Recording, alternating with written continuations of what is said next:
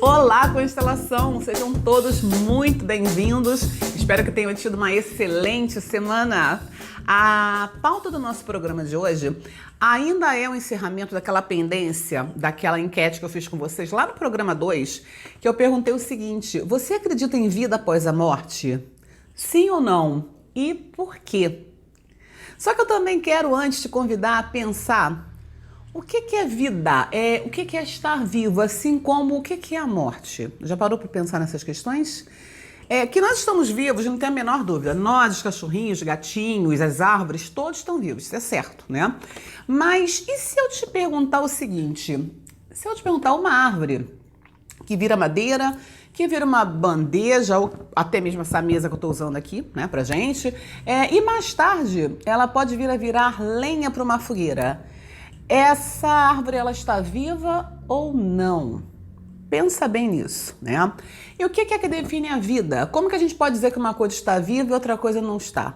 Você já reparou que nós temos uma visão muito rasa, muito intuitiva do que é estar vivo ou não?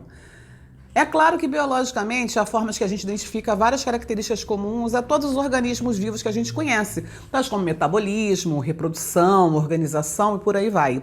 E isso apenas para citar que há várias formas de se analisar o que é a vida. E temos até uma visão da vida baseada no carbono, né? Que até muitos estudiosos brincam assim, né? Mas o conceito de vida até hoje ainda está em definição pela ciência e permanece não resolvida, por incrível que pareça. E lembrando ainda que nós estamos falando da vida terrestre. Se a gente quiser complicar ainda mais a situação, nós podemos lembrar que até a NASA tem uma definição para a vida, que vem a ser um sistema autossustentável capaz de passar pela evolução darwiniana. Ou seja, a vida deve ser capaz de fazer cópias perfeitas de reprodução e ser capaz de passar essa informação através das gerações, nas formas da vida terrestre, né? Que essa informação é codificada pelo DNA. A gente está falando especificamente de Terra. E se eu te perguntar o que é a morte? Uma pessoa só é declarada morta quando seu coração para de bater e não há mais respiração, circulação sanguínea por vários minutos. E isso conforme determinação médica. E é claro que é necessário o acúmulo de parada das funções para a confirmação do óbito, certo? Mas e quando se trata da morte cerebral, que é diagnosticada quando as funções cerebrais se encerram de forma irreversível, mesmo que a pessoa continue com o coração batendo e respirando? Complicado isso, não é? Pois é, esse também é um aspecto biológico para a dita morte. A palavra morte por si só ela já incomoda e dá medo na maioria das pessoas, né? Mas você já parou para pensar o que acontece após a morte? Se é que acontece? O que a morte realmente significa? Pela física nós sabemos que nada desaparece, como a gente fala, né? Ela apenas muda de forma. E um exemplo simples da gente entender isso é aquela madeira que eu mencionei antes, um pouquinho antes, né? Na forma da bandeja ou da mesa. Se a gente queimar essa bandeja, que continua sendo a árvore, a sua origem, que progride para o módulo de energia e gás, o que acontece? Todos esses estágios são formas diferentes da mesma origem ou substância, concorda? Só que a gente não consegue entender a vida sem entender a morte e vice-versa.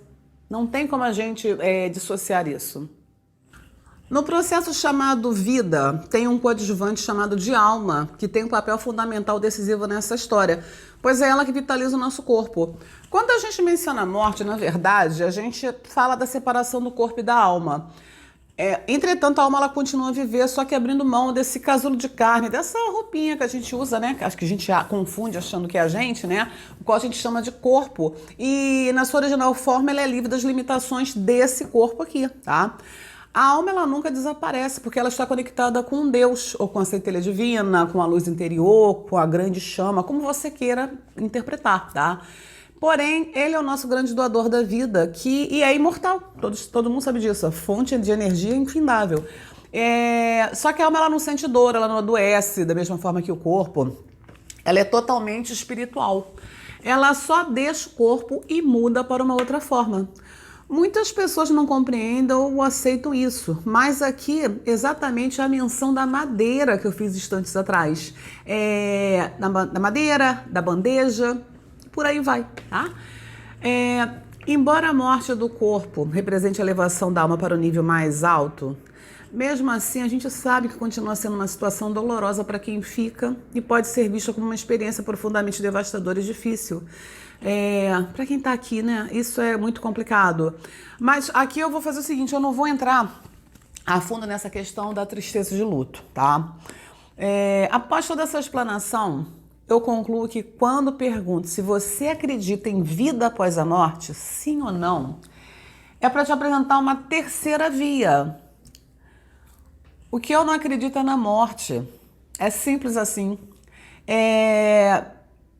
Eu até entendo que não é correto a gente usar o termo após a vida para definir o que acontece após e até aqui é entendida a morte.